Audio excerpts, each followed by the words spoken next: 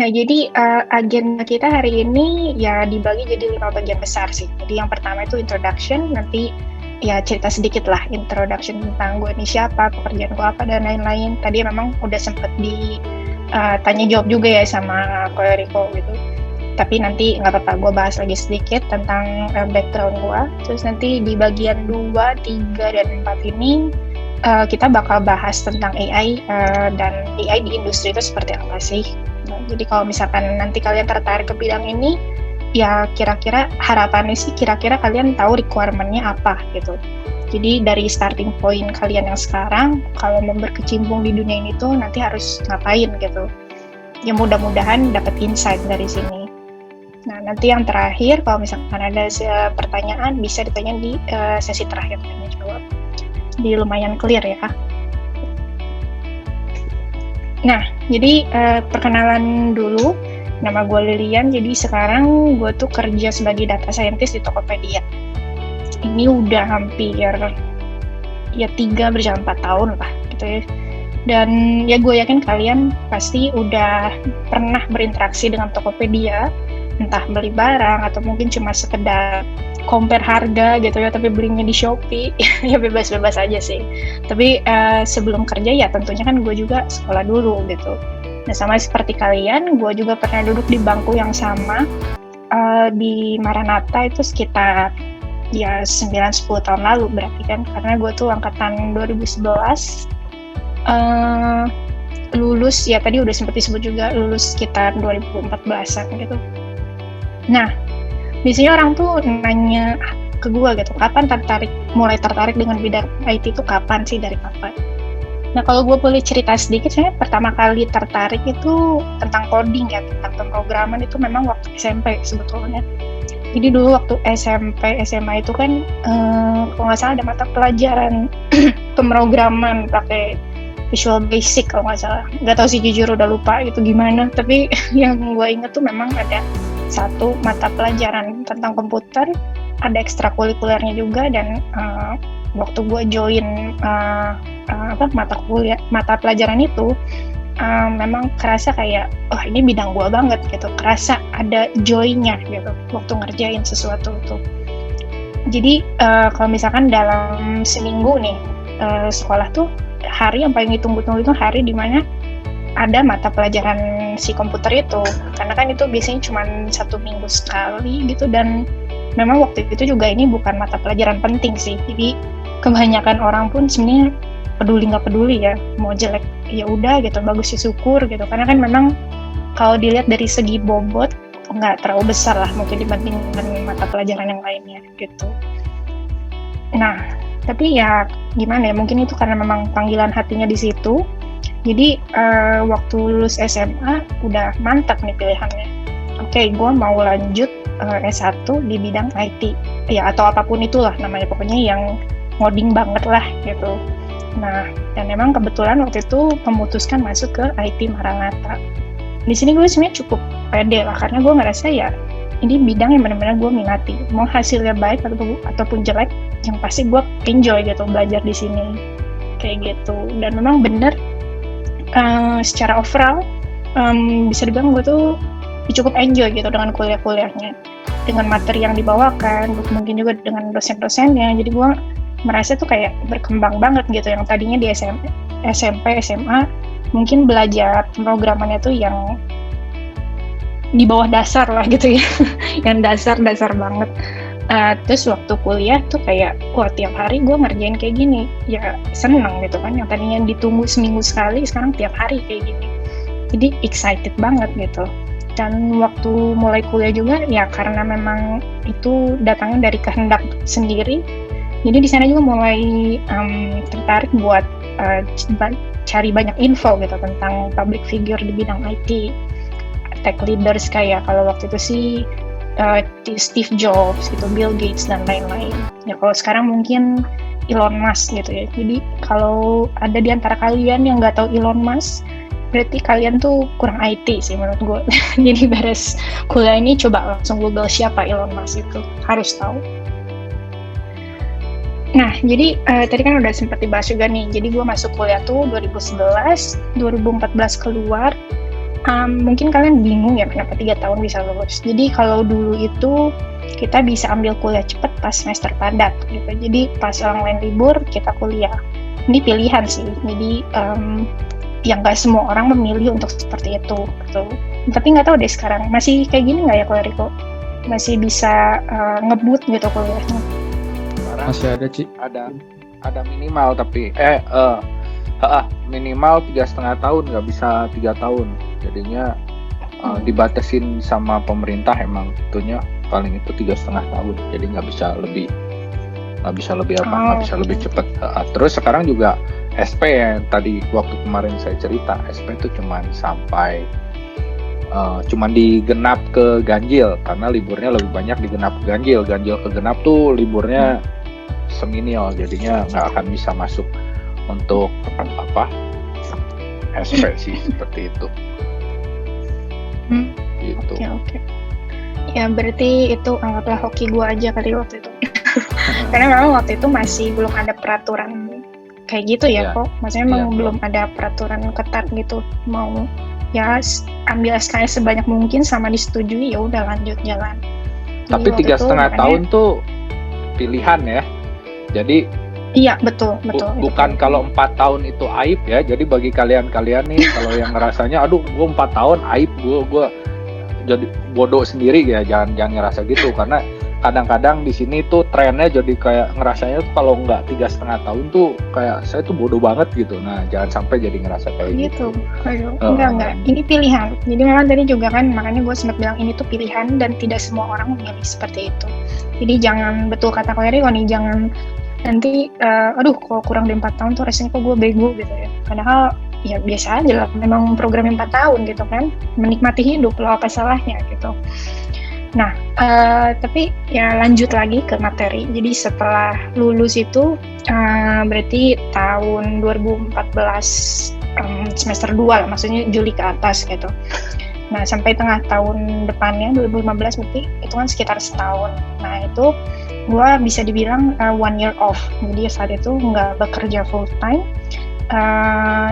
Ya bisa dibilang waktu orang lain kuliah gue malah liburan gitu kan, jadi ditukar gitu jadinya kan. Nah tapi dalam 1 tahun ini gue nggak cuma sekedar hiburan doang gitu, hura-hura sebetulnya, karena target utama gue waktu itu adalah cari funding, cari sponsor, cari beasiswa supaya gue bisa lanjut S2 di luar negeri. Itu target gue.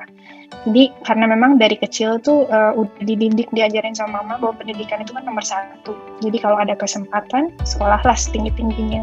Jadi ya itu prinsip yang terus nempel gitu di otak gue sampai sekarang gitu. Bahkan sekarang pun kalau mau dibilang apakah ada plan untuk lanjut S3? Ya ada, kalau misalkan udah dapat sponsor yang tepat dan memang waktunya juga tepat gitu.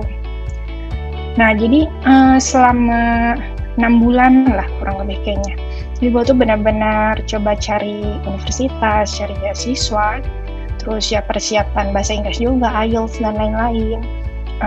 Nah di sana sudah dapet, 6 bulan, karena kan waktu dapet udah tahu nih kapan mau masuk gitu kan, masuknya yaitu tahun depan 2015. Nah jadi yang sisa 6 bulannya itu ya udah gue cari kegiatan yang bermanfaat aja gitu. Dan memang waktu itu ada kesempatan untuk magang jadi software engineer sebenarnya di Maranatha juga, itu ada di gedung administrasi itu, di sana ada IT office-nya. Jadi waktu itu sempat bantu magang di sana juga selama hampir 6 bulan lah, mungkin kurang ingat sih tepatnya. Jadi sana bantu-bantu untuk maintain program, terus apa ya responsibility-nya mungkin aku juga udah agak lupa sih itu. Nah terus setelah itu 2015 tengah tahun, berarti Juli ke atas, itu baru mulai lanjut kuliah S2-nya di University of Melbourne. Ini selama 2 tahun. Menurut gue sih ini gimana ya, pengalaman yang sangat berharga sih buat gue, karena bukan soal ilmunya aja atau gelarnya aja gitu, tapi lebih ke life skill-nya itu sendiri sih sebenarnya menurut gue. Terutama untuk problem solving skill. Jadi apapun masalah yang gue hadapi, bukan soal kuliah aja ya ini, maksudnya secara umum lah gitu, problem solving secara umum. Jadi apapun masalahnya ya kita pola pikir kita terbentuk gitu, gimana untuk bisa menghadapi masalah tersebut. Jadi mungkin gue mau share sedikit juga. Jadi kalau waktu kebetulan sekolah S2 di sana tuh, hal pertama yang gue kerasa bedanya tuh kalau dari sisi materi ya. Kalau di sana itu misalkan kita di kelas belajar tentang A. Nah, tugas atau bahkan ujiannya itu sebagian besar nggak berhubungan dengan A, tapi berhubungan dengan B. Nah, B-nya itu kita belajar dari mana ya? Kita harus belajar sendiri, kita harus ngulik sendiri. Atau itu memang apa ya? Kayak ilmu turunan dari yang udah diajarin dari A. Jadi B-nya tidak diajarkan secara eksplisit, tapi kita harus nangkep sendiri gitu infonya. Oke. Nah, jadi tadi balik lagi bedanya tuh yang kerasa banget waktu lanjut kuliah di sana tuh kayak misalkan waktu di kuliah misalkan diajarkan tentang materi A misalkan. Nah, tapi waktu yang dikasih tugas, dikasih tes itu sebenarnya bukan materi A, tapi materi B. Jadi sesuatu yang baru yang nggak diajarin di kuliah. Nah, terus gimana cara kita tahunya dong yang materi B itu solusinya apa, jawabannya apa? Itu kita harus belajar sendiri gitu, karena mereka udah kasih kurikulum, ya itu nggak semuanya disuapin di kelas gitu. Ya harus ada materi-materi yang kita pelajari juga sudah di luar kelas. Dan kadang juga ada hal-hal yang memang diajarin inti pengertiannya, inti knowledge-nya di kelas. Nah, terus waktu ujian tuh ya kita harus bisa mikir sendiri gitu. Jadi bukan jiplak-jiplakan jawaban gitu ya. Karena kadang kan kalau di Indonesia tuh masih ada juga yang misalkan diajarkannya A, terus yang keluar di ujian atau di tugas itu sebenarnya hampir mirip banget gitu dengan yang dikerjakan yang waktu di share waktu kuliah gitu. Jadi makanya kadang orang tuh malah ya udah gue apalin jawaban aja gitu kan. Nah, kalau di sana tuh benar-benar nggak bisa kayak gitu tuh, karena harus pola pikirnya kebentuk sendiri. Jadi knowledge-nya pun kita harus coba gali sendiri kayak gitu.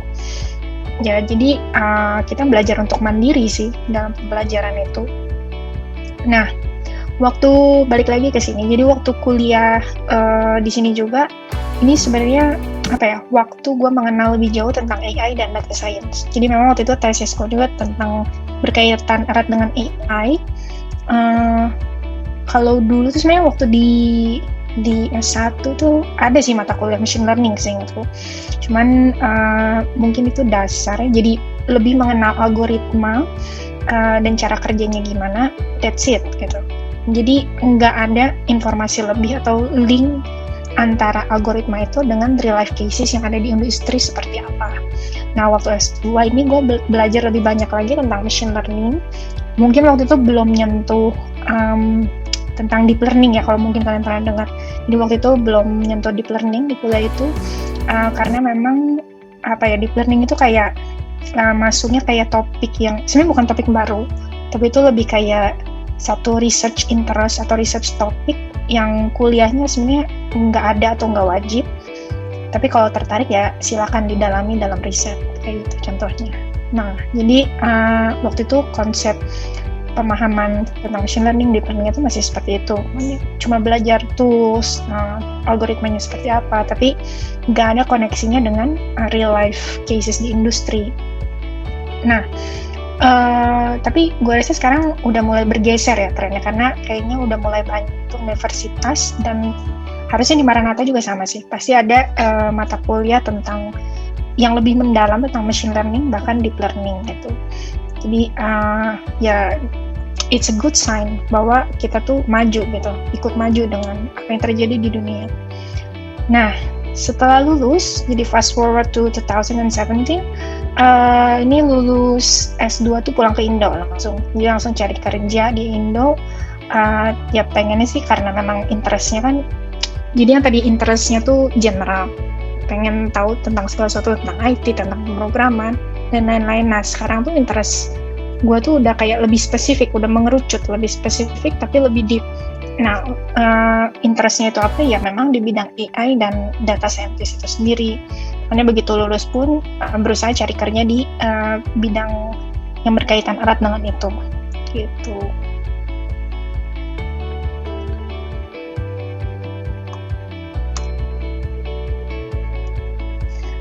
Nah, tadi kan dari tadi tuh gue sempat sebut-sebut tentang AI, data science, machine learning. Apa sih itu semua? Well, jadi kalau simply put tuh AI atau artificial intelligence itu adalah suatu konsep, kalau yang gue boleh bilang tuh konsep di mana kita sebagai manusia bisa entah gimana caranya menciptakan sebuah mesin pintar gitu, yang diharapkan kecerdasannya tuh mirip lah kayak manusia, biarpun mungkin nggak sama persis gitu kan. Jadi kalau dulu tuh kita misalkan mau bikin sesuatu yang pintar, kita tinggal tulis if then else literally untuk setiap kemungkinan yang ada. Nah, tapi kalau AI itu konsepnya ya kita nggak perlu nulis sedetail itu rules-nya, tapi mesinnya tetap bisa entah gimana caranya tetap bisa belajar sendiri gitu, punya kecerdasan sendiri, ya kecerdasan buatan lah, makanya namanya artificial intelligence. Jadi mungkin kalau gue boleh bilang ini kecerdasan KW kali ya, karena kan kalau yang original tuh manusia, berarti kalau imitasi itu KW. Ya, tapi jokes aside, machine learning itu sendiri, kalau tadi kita bicara artificial intelligence, nah kalau machine learning itu apa? Sebenarnya machine learning itu teknik yang digunakan untuk memungkinkan hal tersebut. Jadi konsep AI tadi itu, karena kita kan pengen punya mesin pintar, ya caranya gimana? Nah, machine learning itu adalah teknik yang digunakan buat ya bikin AI. Nah, jadi pertanyaannya itu gimana caranya supaya si mesin bisa belajar sendiri? Nah, caranya ya kita kasih sampel, kita kasih contoh data yang benar dan yang salah, dan dari contoh inilah kemudian si mesin bisa belajar gitu, mengenali pattern yang ada dari data atau sampel yang udah kita kasih tadi. Nah, teknik ngasih sampel terus nge-train pakai algoritma tertentu inilah yang kita sebut machine learning. Jadi ada sampel data, ada algoritma buat ngebedain tadi data benar dan salah untuk mempelajari patternnya gitu maksudnya ya. Nah, kemudian nanti hasil akhirnya ya itu, nanti kalau misalkan ada data baru yang masuk, si mesinnya udah nggak bodoh lagi gitu, dia bisa bedain, oh ini yang salah, ini masuk kelompok A, ini masuk kelompok B, dan seterusnya. Nah, terus si data science itu sendiri apa dong kalau gitu? Nah, sebenarnya data science itu ya istilah aja sih sebetulnya, jadi istilah yang merujuk pada sebuah domain atau jurusan yang dimana kerjaannya itu menggunakan machine learning sebagai salah satu toolsnya. Nah, tapi bukan hanya machine learning ya, karena data science itu sebuah bidang yang memang menggabungkan banyak skill gitu, entah itu dari bisnis skillnya, atau gue sih sebenarnya lebih senang sebut itu domain knowledge gitu ya. Jadi bisnis tentang e-commerce, bisnis tentang medis misalkan, dan lain sebagainya. Nah, kemudian kita juga tetap sedikit banyak tetap pasti ada pemrogramannya, karena ya machine learning itu ya mathematics dan computer science gitu, machine learning itu. Jadi fungsi-fungsi matematika atau statistik yang diaplikasikan ke dalam sebuah program. Jadi udah pasti kita ada programmingnya juga di sini. Nah, terus yang terakhir juga yang nggak kalah penting itu komunikasi. Jadi data scientist itu sebenarnya bisa dibilang bidang yang cukup rumit gitu. Apalagi di tahun-tahun awal pas gue berkarir di Indonesia, itu sebenarnya orang tuh mungkin udah pernah dengar tentang machine learning, tapi belum betul-betul familiar dengan makna dari data science atau machine learning itu sendiri seperti apa. Jadi ya ini sebenarnya cukup repot sih dulu waktu jelasinnya. Jadi kalau ada project, ada kita mau propose approach-nya gimana gitu, ini agak sulit dikomunikasikan karena orang belum ada background pemahaman tentang machine learning itu apa. Nah, tapi kalau sekarang sih sebenarnya udah kerasa banget lah, udah jauh lebih baik. Karena at least istilah machine learning itu sendiri udah kayak dikenal banyak orang, nggak cuma orang yang kerja di bidang IT, tapi juga orang secara umum lah. Mungkin apalagi yang suka YouTube-an, yang kayak suka belanja online gitu, biasanya term machine learning itu ya udah familiar lah, udah sering dengar gitu. Nah, jadi yang tadi gue sempat mention juga, kalau kalian nggak tahu siapa Elon Musk itu, ya sebaiknya segera Google lah setelah kuliah. Tapi singkatnya dia tuh founder Tesla dan SpaceX. Background lainnya seperti apa ya nanti kalian cari tahu sendiri aja. Dan sebagai CEO yang sukses di bidang IT dan AI ini, dia bilang gitu kalau failure itu opsi, itu option. ya kalau kita nggak mau gagal ya udah nggak usah nyoba, itu kan opsi sebetulnya, benar nggak sih? Nah tapi kalau kita misalkan memutuskan untuk main aman terus, karena kita takut gagal, kita nggak mau coba, nggak mau apa, ya jelas nggak akan ada inovasi gitu kan. Jadi ya kita nggak bisa terus main aman, karena kita nggak akan pernah bisa maju gitu, nggak akan pernah ada inovasi. Ya bayangin aja kalau misalkan kita terus mikirnya gitu, mana ada zaman sekarang yang namanya self-driving cars gitu kan, karena ya kita takut gagal gitu, biaya mahal, nanti gagalnya gimana, dan lain sebagainya. Ya kita nggak akan pernah maju kalau gitu. Nah dan sebenarnya ini konsep yang kita sebagai data scientist, orang-orang yang berkecimpung di dunia data science, AI, dan lain-lain, itu adalah mindset yang kita pegang teguh lah kalau bisa dibilang. Kenapa? Karena pekerjaan kita tuh bisa bilang cukup eksperimental gitu, nggak kayak engineer. Kalau kayak software engineer gitu kan, contohnya stepnya mereka mau ngapain itu jelas. Ayo kita bikin website yang menunya seperti ini, lalu kalau misalkan di hover jadinya kayak gini, kalau diklik nanti dia otomatis ngambil data dari database, nanti desain database-nya kayak gimana, dan seterusnya. Jadi jelas gitu stepnya. Nah tapi kalau scientist nggak sama sekali. Jadi kerjaan kita itu ya sebetulnya as a researcher gitu, meneliti, baca paper, coba teknik baru yang lagi tren, terus coba bikin arsitektur model baru yang sesuai dengan problem kita, dan mencoba hal-hal kayak gitu tuh pasti lebih sering gagalnya daripada berhasilnya. Jadi makanya kenapa disebutnya tuh scientist gitu, not engineer.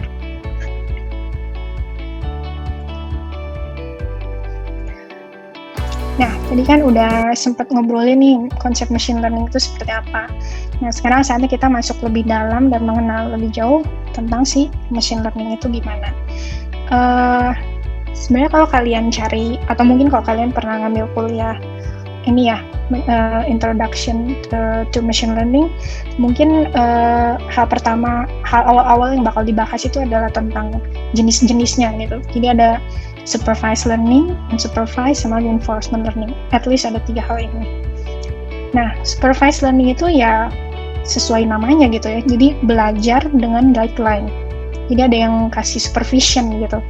Nah, guideline-nya berupa apa? Itu berupa label atau target data yang mau kita capai, yang mau kita tuju.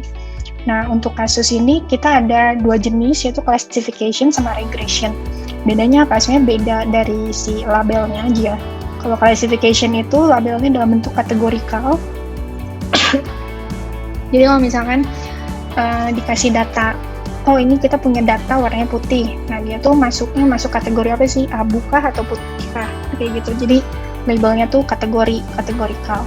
Nah kalau regression itu targetnya atau labelnya itu continuous sifatnya. Jadi ya bisa aja 1,0, 1,1, 1,25 dan seterusnya, infinite targetnya. Nah contohnya kalau di kasus ini berarti misalnya kita mau cari tahu nih orang-orang yang nilai ujiannya 70 biasanya jam belajarnya itu berapa lama sih sehari, nah misalnya kayak gitu. Nah kalau yang 54 berapa lama sih sehari, dan seterusnya. Jadi ini kasus-kasus regression. Nah, untuk yang kedua tuh unsupervised learning. Nah, kalau ini kebalikannya dari yang supervised. Belajarnya nggak pakai guideline. Artinya apa? Artinya ya kita entah gimana caranya coba ngelompokin data tersebut tanpa label. Dan ya ini artinya juga kita memang nggak bisa 100% tahu salah benernya gimana. Kita cuma bisa kira-kira aja dari data yang ada, kita coba kelompokkan, tapi apakah kualitasnya itu 100% benar ya kita nggak tahu gitu, karena kita nggak ada tolak ukurnya. Nah, makanya kalau di dalam prakteknya unsupervised learning itu nggak dipakai untuk kasus yang dimana kita perlu tahu pasti gitu kualitas prediksinya, atau kita perlu tahu pasti labelnya apa. Nah, contohnya kalau di sini tuh ada clustering sama association rule. Nah, kalau clustering, ya let's say kita punya data hitam dan putih, tapi sebenarnya nggak ada labelnya gitu data ini tuh. Jadi titik-titik ini tuh anggaplah kita punya produk, produknya mungkin ada namanya, ada gambarnya, dan lain sebagainya, tapi nggak ada label khusus yang menerangkan warna si produk ini tuh apa sih, kayak gitu. Nah, clustering di sini bisa membantu untuk kita bisa, seenggaknya kita tahu kurang lebih kita punya berapa jenis varian warna sih gitu dari data produk yang kita punya. Karena mungkin aja kan ada warnanya itu kita bisa ekstrak datanya entah dari mungkin gambarnya atau deskripsinya dan lain sebagainya. Nah, clustering ini bisa digunakan untuk hal-hal seperti itu. Jadi perkiraan kita kayaknya punya 2 varian, kalau di sini berarti abu dan putih, kayak gitu. Kalau association rule, ini tuh sebenarnya mirip seperti if then else sebetulnya. Tapi ya sifatnya itu rules, jadi sesuatu yang lebih general. Kalau if then else itu kan kayak kita spesifik banget gitu. Kalau A terus B, kalau C terus apa gitu, itu spesifik banget kasus per kasus. Nah kalau association rule tuh dirancang sedemikian rupa supaya ya general gitu rulesnya. Jadi nggak perlu pasti banget A, B, C, D, tapi ya tetap kita bisa dapetin prediksinya apa, kayak gitu. Nah, quiz time ya ini. Nggak tahu nih, bisa komenan nggak sih kalau di sini? Bisa itu di chat, Bisa ada chat. Ada quiz ya. quiz nih. Loh, ini maaf ya nggak biasa pakai Zoom. Ini berarti buka di bagian mana nih? Apa mau ngasih apa ini? Atau enggak? Mau Ya, nggak chat apa-apa lah. atau gimana? Harapannya sih ini nanti mereka komen gitu, jawabannya kira-kira apa gitu. Tapi nggak apa nanti Ini komen di chat lah ya, bisa ya. komen di chat. Tapi saya nggak tahu gimana bukanya. Jadi ya nggak apa-apa nanti. Di bawah ada tulisan chat ya? Di bawah. Di bawah. Mungkin harus ini dulu, mungkin ya harus stop dulu. Harus stop sharing mungkin, tapi udahlah nggak apa-apa. Nanti apa-apa. Ya. Ini jawab di hati masing-masing juga nggak apa-apa. Nah jadi kalau nomor 1 nih berarti dari tadi yang udah kita bahas. Nah kira-kira bedanya supervised sama unsupervised learning itu apa sih? Gitu. Ya ini coba kalian di komen dong. Ya silakan. Kalau Erika mungkin nanti bisa ya, bantu bacain. Nah gitu. Ya. Siapa ada yang bisa jawab? Ini belum ada yang komen ya? Belum ada. Wah, kalau nggak ada yang komen ya udah kita berhentiin aja ya slide sampai di sini.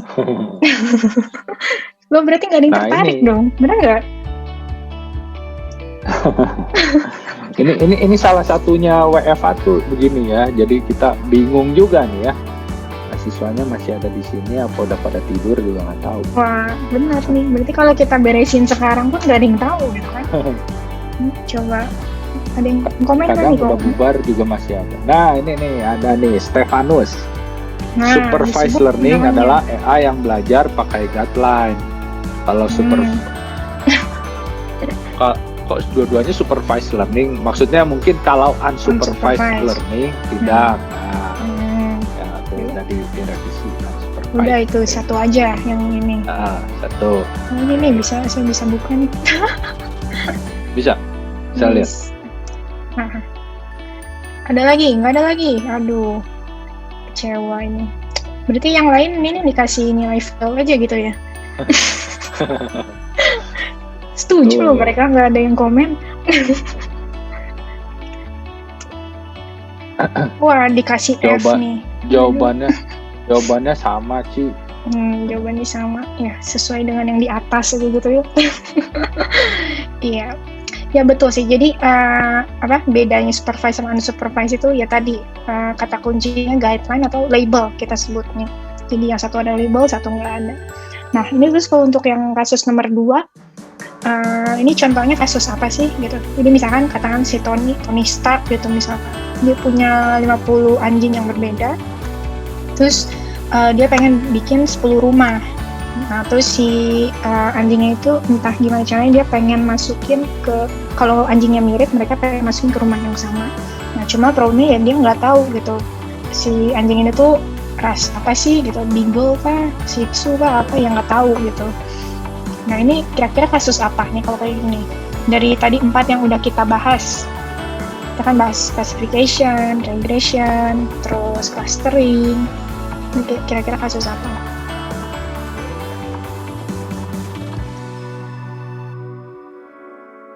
Clustering tuh ada yang jawab, Mas Stefanus. Kok ini clustering. Stefanus semua ya?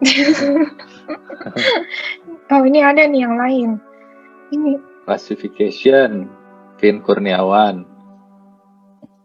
oke, clustering. Kalau kasus ini iya. Kasus iya, boleh lah. Kalau kasus ini sih, ini sebenarnya lebih ke clustering gitu. Karena kata kuncinya di sini kita nggak tahu gitu labelnya apa, kita nggak tahu ras anjingnya apa. Jadi untuk menentukan mirip dengan enggak, ya kita cuma bisa lihat dari fiturnya, tapi kita nggak bisa tahu benar gitu anjing A dan B itu sebenarnya termasuk kategori kelas yang sama enggak sih, kayak gitu. Nah terus kalau untuk yang nomor 3 nih, nomor 3, jadi anggaplah di tahun 2015 di Maranatha tuh ada 150 mahasiswa. Terus tahun 2016, 2017 itu naik angkanya jadi 220 dan 280. Ini contoh ya. Nah terus kita pengen cari yang 2018 tuh gimana sih kira-kira, apakah trennya naik lagi kah? Terus angkanya kira-kira berapa? Nah ini kira-kira kasus apa nih kok kayak gini?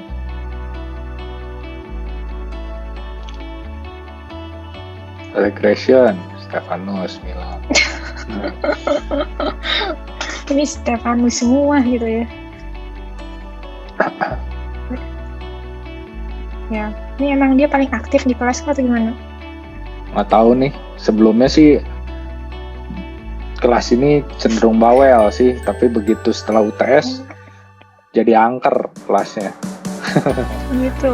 Nggak tahu nih setelah UTS terjadi apa itu kemarin waktu di UTS jadi angker. Yang pasti bukan karena kelas ini ya. Mungkin. Kelas ini mah ngobrol-ngobrol begini enak nih kelas. Mungkin ada Insight. kelas, mungkin ada kelas-kelas programming. Program yang apa-apa kalau belajar di luar kelas gitu ya. Ya oke, berarti ya betul. Jadi ini kasusnya untuk hal ini regression. Nah, terus nextnya, jadi ada seorang motivator nih pernah bilang, katanya kalau kita mau maju itu ya kita harus belajar dari kesalahan. Ya, sebenarnya ini prinsipnya agak mirip ya kayak quote yang tadi. Jadi kalau kita mau inovasi harus berani gagal. Tapi mohon maaf gitu ya, bukan gagalnya gagal bego, udah gitu nggak belajar ya. Namanya udah gagal tuh ya kita pelajari dari kegagalan tersebut apa gitu yang bisa kita pelajari supaya kedepannya kita tidak mengulangnya hal yang sama. Nah, ini sebenarnya konsep yang mewakili reinforcement learning banget. Jadi esensi dasar dari reinforcement learning adalah reward sebetulnya. Sama kayak manusia, kalau misalkan benar kita misalkan dikasih poin plus, tapi kalau misalkan salah kita dikasih hukuman misalkan. Nah mesin pun dalam kasus ini ya sama gitu. Jadi ada agent, ada environment. Agent itu sebenarnya istilah kerennya dari bot lah, kalau kalian pernah dengar. Jadi kan ada chatbot, terus kalau misalkan kalian main game juga ada bot itu yang buat grinding otomatis ya biasanya kan sampai kena ban. Nah istilah saintifiknya itu sebenarnya agent kita sebutnya. Nah environment itu ya lingkungannya. Jadi kalau game ya berarti gamenya gitu. Kalau chatbot ya berarti percakapan dengan orangnya, hal seperti itu. Nah di setiap state agent ini bakal eksekusi satu action. Dan tergantung state-nya apa, action ini juga bisa kena reward positif, bisa juga kena reward negatif. Jadi tergantung situasinya seperti apa, action-nya tepat nggak gitu. Nah, prinsipnya ya, misalkan gini, contohnya kayak Pac-Man gitu. Ini kayak kasus klasik di reinforcement learning. Jadi kalau kita bikin Pac-Man, misalkan, anggaplah si Pac-Man ini tuh agent-nya. Nah, agent ini nanti akan kita kasih reward positif kalau dia makanin poin-poin yang kecil-kecil itu, dan kita bakal kasih reward negatif kalau dia misalkan deket atau kena si enemy-nya, si hantunya itu. Nah, kalau misalkan kita train terus, jadi istilahnya kita training terus gitu si agent-nya, si modelnya ini, kita train berulang kali, kita ulang-ulang gitu game-nya, nanti dia bisa ngerti sendiri gitu, si Pac-Man ya, si agent ini bisa ngerti sendiri. Jadi dia harus ngapain ya kalau mau menang gitu. Nah kurang lebih kayak gitu konsepnya. Nah di sini ada video tentang reinforcement learning, tapi kayaknya gue skip aja karena takutnya waktunya juga udah terbatas. Hmm.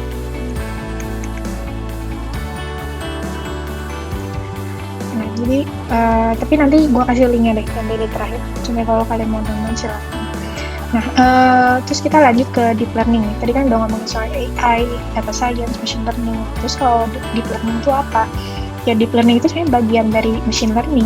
Jadi esensi dasar deep learning itu kalau bisa dibilang tuh representation atau feature learning.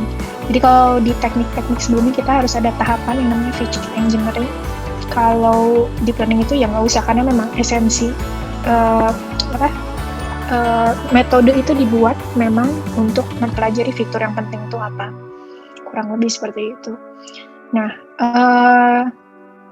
deep learning ini sendiri itu juga sebenarnya dipakai di mana-mana gitu ya untuk kasus banyak hal lah. Jadi banyak sekarang tuh trennya mulai bergeser. Orang-orang tuh apapun masalahnya, ya solusinya kita pakai deep learning. Kenapa? Karena ya yang pertama itu scalable. Jadi misalkan hari ini gue mau bikin model yang bisa ngebedain warna abu sama putih. Nah, tapi besok gue mau bikin model yang bisa bedain warna abu, putih, dan hitam. Nah, hal ini tuh kita nggak perlu ngulang lagi dari awal. Kita bisa kalau yang kita sebutnya transfer learning. Jadi knowledge yang udah ada di model sebelumnya kita bisa transfer ke model yang baru untuk task yang baru juga gitu. Jadi scalable. Nah, terus any input, any output itu karena memang formatnya bebas-bebas aja. Mau misalkan image inputnya terus outputnya teks atau angka atau apa ya bisa aja, atau inputnya mau image dan teks terus outputnya video misalkan, ya somehow itu bisa aja gitu, tergantung arsitektur dan tujuannya model itu dibuat itu untuk apa gitu. Nah, terus ini yang tadi juga sempat disebut feature engineering-nya tuh ya otomatis, karena memang model atau metode ini tuh dibuat untuk mempelajari fitur, untuk mempelajari representasinya tuh apa sih dari setiap problem yang ada, kayak gitu. Nah, tapi ini nggak pro semuanya sebetulnya. Jadi untuk mendapatkan model yang baik menggunakan deep learning itu sebenarnya sulit, karena desainnya itu rumit sekali gitu, jadi sulit untuk didesain. Dan dia sebenarnya perlu, supaya modelnya bisa bagus prediksinya, dia perlu data yang banyak, biasanya terutama kalau kita mulai dari nol. Nah, kalau kita mulainya udah ada checkpoint gitu, kayak yang tadi transfer learning, ya mungkin data yang kita perlukan nggak perlu sebanyak kalau kita mulai dari nol, tapi tetap datanya kita perlu cukup banyak. Terus kalau misalkan, ini tergantung arsitektur. Kalau misalkan memang rumit banget, terus banyak makan memori, ya tentu kita perlu mesin yang lebih powerful. Jadi biasanya kita pakai GPU di sini. Nah, terus kadang-kala tuh memang itu otomatis gitu. Kita dapat fitur, dapat representasinya otomatis. Tapi kadang-kala tuh sulit untuk kita pahami korelasinya apa gitu dengan antara fiturnya dengan outputnya itu apa korelasinya. Nah, jadi biasanya untuk kasus-kasus yang kita perlu tahu jelas korelasinya apa, atau habis kita perlu tahu mengenal, jadi kalau fitur ini tuh mempengaruhi outputnya kenapa gitu, misalkan hal kayak gitu. Nah, biasanya kita nggak pakai deep learning sih, kita pakai cara lain yang lebih tradisional, ya misalkan kayak random forest misalkan, dan lain sebagainya. Nah, ini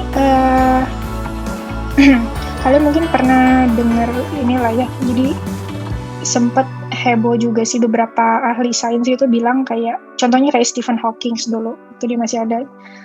Dia tuh cukup skeptikal gitu dengan AI. Kenapa? Karena menurut dia banyak faktor yang lebih banyak faktor yang kita nggak bisa kontrol daripada faktor yang bisa kita kontrol. Itu menurut dia. Dan kenapa bisa kayak gitu? Ya karena banyak hal yang mungkin awalnya kita nggak bermaksud bikin si AI itu kayak gini, tapi kok jadi bisa belajar hal itu gitu ya. Jadi kadang-kadang itu di luar plan awal gitu. Nah, contohnya seperti ini. Jadi coba kita lihat videonya sih. Biasanya nggak terlalu lama.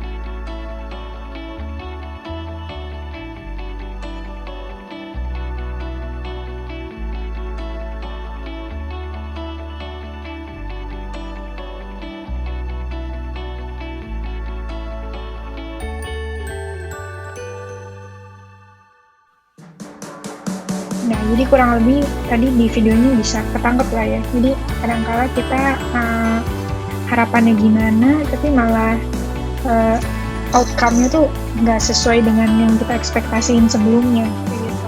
Nah, untuk kasus ini sih ya ini lucu. Tapi bayangin kalau kasusnya tuh kasus-kasus krusial kayak misalkan yang menyangkut nyawa gitu. Misalkan entah gimana ya, operasi lah contohnya, atau rescue team, something like that. Nah, itu kan sesuatu yang sifatnya krusial.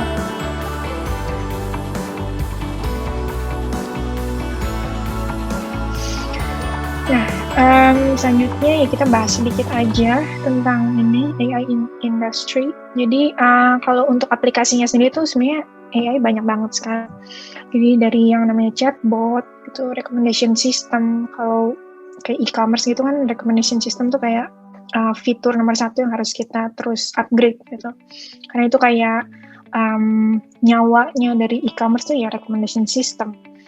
Nah, terus kalau kalian ngikutin juga tentang cars gitu, self-driving cars, jadi nggak ada supirnya harus ngegerakin, ya dia bisa jalan sendiri gitu, dan lain sebagainya. Nah, kemudian search engine, fraud detection ini banyak hal lah. Misalkan ada yang kalau di kasus-kasus e-commerce atau Tokopedia itu, misalkan kita coba detect orang-orang yang berusaha abuse promo gitu misalkan. Nah, hal-hal seperti itu. Nah, requirement-nya itu apa sih? Misalkan kalian tertarik di bidang ini, cuman bingung gitu requirement-nya apa. Sebenarnya ya umum aja gitu. Kita di sini yang penting tuh mindset-nya adalah mindset problem solving. Jadi kita harus punya critical thinking. Harus critical thinking tuh istilahnya simpelnya tuh kayak kita punya pertanyaan yang tepat gitu terhadap suatu masalah. Jadi bukan soal jawabannya, tapi yang penting pertanyaannya dulu tepat atau enggak kayak gitu. Nah, terus harus ada rasa penasaran juga.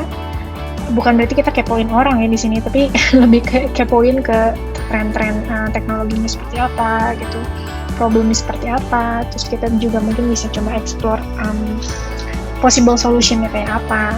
Terus kita juga harus bisa switch antara detailed view gitu, melihat sesuatu yang sangat spesifik secara teknikal, tapi juga at the same time harus bisa helicopter view. Jadi kita lihat program kita atau model kita nih sudah jadi, mau kita taruh di mana, perannya tuh apa sih program kita tuh, seperti itulah. Jadi harus punya goal yang jelas juga. Nah, terus kalau dari segi hard skill ya pasti experience itu sangat penting gitu. Ya minimal harus familiar dengan tools yang digunakan itu seperti apa. Biasanya sih Python secara umum itu kita pakai Python. Mungkin kalau main dengan deep learning itu bisa ke TensorFlow juga, Keras dan lain sebagainya. Tapi maksudnya bahasanya tuh Python kebanyakan. Oke. Nah, terlepas dari itu hard skill, ngoding dan lain-lain, ya tentu teamwork juga perlu sih. Jadi communication ini penting, karena ingat kita nih kerja kan nggak sendiri ya. Kita berusaha memecahkan masalah yang skopnya besar gitu. Jadi bukan masalah untuk diri kita sendiri, bukan masalah individual, tapi ini masalahnya besar, skop impact-nya banyak orang. Jadi ya pastinya kita harus menempatkan diri sebagai team player. Jadi komunikasinya harus jalan, management skill juga harus jalan. Dan ya kita harus mau belajar terus, tapi juga di satu sisi juga sharing gitu. Jadi nggak bisa cuma belajar terus tapi nggak mau sharing, itu nggak bisa. Nanti ya skill kita terbatas akhirnya, di situ-situ aja, kurang berkembang. Nah, kalau nextnya tuh apa? Mungkin kalau beberapa waktu lalu gue ditanya kayak gini, nextnya apa? Gue bakal bilang ya everything will be about deep learning gitu. Jadi segala sesuatu bakal tentang deep learning. Itu kalau beberapa waktu lalu gue ditanya kayak gitu. Nah, kalau sekarang kan memang karena kita udah masuk ke fase itu, menurut gue ya sekarang tinggal aplikasinya aja gitu, scope aplikasinya. Jadi oke, kita udah punya tools yang oke nih, yang bagus banget. Kita bisa coba ini, kita bisa coba itu dengan mudah gitu ya. Sekarang kan kayak Face ID misalkan, detect pattern wajah orang tuh kayak sesuatu yang umum banget dipakai. Nah, jadi ya ke depannya itu seperti apa ya, aplikasinya aja gitu lebih banyak. Jadi mungkin nanti nggak Face ID aja, di segala sesuatu juga serba AI gitu kan, berbau AI dan lain sebagainya. Nah, ini sebenarnya ada video pendek juga yang tadi mau di-share, tapi nanti aja deh. Nanti gue share linknya aja terakhir. Supaya kalau mau ditonton sendiri bisa. Nah, dari gue sih segitu aja. Mungkin kalau ada pertanyaan bisa ditanyain. Ya, atau kalau misalkan waktunya nanti nggak cukup lah, atau nanti pertanyaannya detail gitu, malu-malu, bisa langsung email aja. Kalau di Tokped sendiri yang diinin apa? Yang diapain? Yang maksudnya salah satu fitur di Tokped yang merupakan implementasi dari data science sendiri itu bagian apanya sih, supaya mungkin lebih kebayang gitu. Oh, ininya ternyata. Banyak sih sebetulnya, tapi mungkin banyaknya di belakang layar gitu. Jadi contohnya tadi recommendation system itu kan, kalau kita bicara e-commerce secara umum, recommendation system tuh nyawanya, jiwanya dari e-commerce. Recommendation system tuh karena prinsip dari e-commerce tuh apa sih? Ya matchmaking antara seller dan buyer melalui produk. Jadi kita pengen bikin supaya entah gimana caranya rekomendasi kita tuh pintar gitu, sesuai dengan interest masing-masing orang. Nggak cuman kita rekomendasiin hal yang general, tapi memang ya harapannya kalau bisa sesuai kebutuhan juga, ya itu bagus sih, itu poin plus. Nah, terus aplikasi lainnya ya mungkin lebih di backend sih, kayak fraud detection misalkan, tadi juga sempat disebut. Jadi kita coba deteksi kira-kira orang-orang tuh berusaha abuse promo nggak sih, misalkan hal kayak gitu. Jadi kalau ketahuan ternyata akunnya dimiliki oleh orang yang sama, ya nanti kan kita bisa ada preventionnya, misalkan dibatasin lah untuk akun itu atau gimana lah, itu contoh lainnya. Nah, terus contoh yang secara umumnya itu sendiri ya dari chatbot misalkan. Nggak tahu sih ini kalau chatbot di Tokopedia itu memang kayaknya hanya bisa diakses beberapa tier kayaknya. Gue sendiri sebenarnya kurang inget. Nah, cuman ada chatbot, jadi di sana ya sebenarnya like a customer service aja gitu. Ya berusaha ngejawab pertanyaan yang memang bisa dijawab. Tapi kalau yang udah kompleks ya itu nanti kita oper ke operator yang orang gitu, yang orang asli. Terus aplikasi lainnya lagi yang general juga tuh misalkan image classification atau object detection. Jadi dikasih gambar, kita coba kenali ada label-label penting apa yang ada di gambar itu. Jadi misalkan kalau di fashion tuh misalnya kita bicara baju atasan nih. Nah, baju atasan itu sendiri kan banyak detailnya kan, ada dari warna, dari panjang lengannya gimana, bentuk neckline-nya gimana, dan lain sebagainya. Nah, itu kita coba ekstrak juga infonya dari hal-hal kayak gitu. Jadi lumayan banyak sekali gitu. Nah, gimana nih? Kayaknya nggak ada pertanyaan ya. Oke, kalau nggak ada pertanyaan, nanti bisa email ya tadi. Bisa email, iya. Terus nanti ya paling kalau link-link bisa dikasih. Nanti kasih aja ke saya lah. Nanti saya taruh di Google Classroom link-linknya gitu. Jadi supaya bisa kalau ada yang mau lihat dan nanya-nanya bisa seperti itu. Ya, ini udah rusuh-rusuh mau cari duit. Udah, kita nggak usah ganggu lagi. Udah time's up. Udah time's up. Thank you udah berbagi. Ya, jadinya semoga bisa memberikan banyak inspirasi. Jadinya kalau mau pergi duluan nggak apa-apa. Ya, thank you ya. Oke, kalau gitu. Ya, thank you semuanya.